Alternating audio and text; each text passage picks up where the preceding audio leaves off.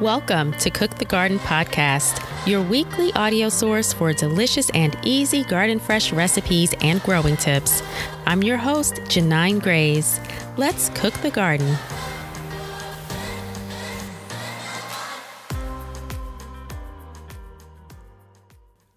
Hello, and welcome back to Cook the Garden.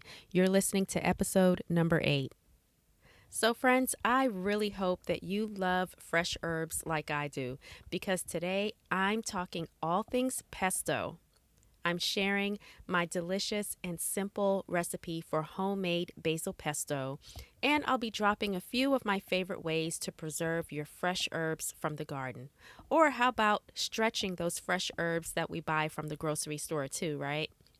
There's nothing worse than buying these fresh herbs from the grocery store just for them to sit on your countertop or sit in your refrigerator and go bad. It's such a waste of money, and it's just a waste of delicious herbs that you can be using to infuse into your cooking. So I'm really excited to talk more about basil. Basil is actually one of my favorite herbs to grow. It's so super easy, and it's a really great herb for beginner gardeners. It's very low maintenance. The thing about basil, it is a hardy herb, and it grows extremely well both indoors and outdoors, which makes it so easy. So the most common type of basil is sweet basil. There are other types, including purple basil, which is a little less sweet than the common sweet basil. And then you have your lemon basil, which has a nice citrusy lemon flavor to it. And then your Thai basil, which is a little bit more of like a licorice flavor. They're all delicious flavor profiles, and I've grown several types of basil as well. So just depending on what type of dish you're making, what flavor you're going for, but it's really fun just to play around with the different flavor profiles and see, what works for what type of dish you're making. So this is why I just, again, love growing herbs, because you get to be creative and you get to try the different flavors and you figure out what you like and maybe what you don't like. For this particular pesto recipe, I recommend using Italian large leaf or sweet basil. Italian large leaf basil is the most commonly used type of basil in pesto. This variety has a strong and robust flavor, and there's just a fullness to it. Sweet basil is another really favorite basil to use in pesto. The flavors, like I mentioned, is on the sweet side, and it's a little more mild. So I'm really excited to get started with the recipe. But before I do that, let me address just a few questions that I normally get when I post this recipe. A lot of folks want to know if you can use additional leafy greens or other herbs to put into your pesto. And the answer is absolutely 100% yes, you can. I've been known to beef up my pesto, especially when my basil is a little bit sparse. I use other leafy greens such as baby spinach or kale. There are so many different types of other herbs that you can use to infuse your pesto with. Parsley works great, tarragon, mint, cilantro, dill, you name it. You can get really creative. And if you're out of basil, you can use any of those herbs to just switch up the flavor profile a little bit. But you can get really creative with pesto. Another question I get about this recipe is, can you use substitutes for the pine nuts? And yes, you can. If you're out of pine nuts or you want to try something different, almonds or walnuts make really great substitutions.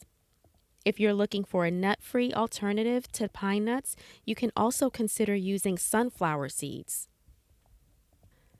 For many of us, when we talk about pesto, I think a lot of times we just think of it as a spread or sauce.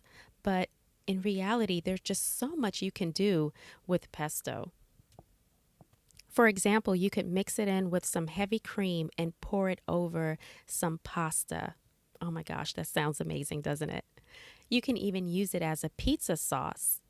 Just layer it Put it over your pizza dough and layer it with some delicious chicken, or for a veggie pizza.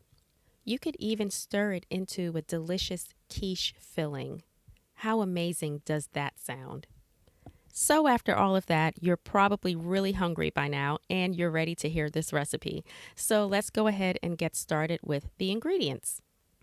You want to have about 2 cups of fresh basil, a fourth of a cup of lemon juice, 1/2 cup of olive oil, 2 to 3 cloves of garlic, half a cup of pine nuts. And remember, you can use other nuts such as walnuts or almonds, work really great too. 3/4 cup of shredded Parmesan cheese. If you don't have Parmesan cheese, you can also use Romano cheese. Half a teaspoon of salt and a fourth of a teaspoon of black pepper. First, you want to start off by gently rinsing and drying the basil. I do stress the importance of gently rinsing. You don't want to be too rough, so just a gentle cold rinse will suffice, and just pat it dry with a paper towel. Next, you're going to add your basil and all of the ingredients into a food processor. If you don't have a food processor, that's no problem. You can also use a high-powered blender as well. And then you're going to process all of those ingredients until the consistency is nice and smooth. Then you're going to add additional seasonings or salt and pepper to taste. So there you have it, friends, our homemade, delicious basil pesto sauce. I'm so excited for you guys to make this. Definitely check out the link to the full recipe in the show notes below. But before I talk a little bit about the gardening tips I have for growing basil, I want to talk about how to store your pesto sauce. There are actually a few methods that I'll share. If you're storing your pesto in a jar, what you want to do is fill it all the way up, almost to the rim, and drizzle a little bit of olive oil over the top and seal it closed. This will help to keep your pesto nice and green. It'll keep that nice green color, but it'll also help to keep the actual basil in the sauce nice and fresh. This method will keep your basil fresh for a few weeks in the refrigerator. And did you know that pesto freezes really well? That's actually the method that I love to do. In fact, I just make a huge amount of pesto, and I will take a ice tray or take a few ice trays and pour the pesto into the ice trays and stick in the freezer. Once they're frozen, you can pop them out and put them in freezer bags or airtight container, and there you have it. You will have your pesto for months to come, and you can enjoy it throughout the year, and you can just throw them in to whatever you want. You can saute your pesto cubes. You can make dressings out of it. It's just a really great way to preserve your pesto and to have it throughout the year.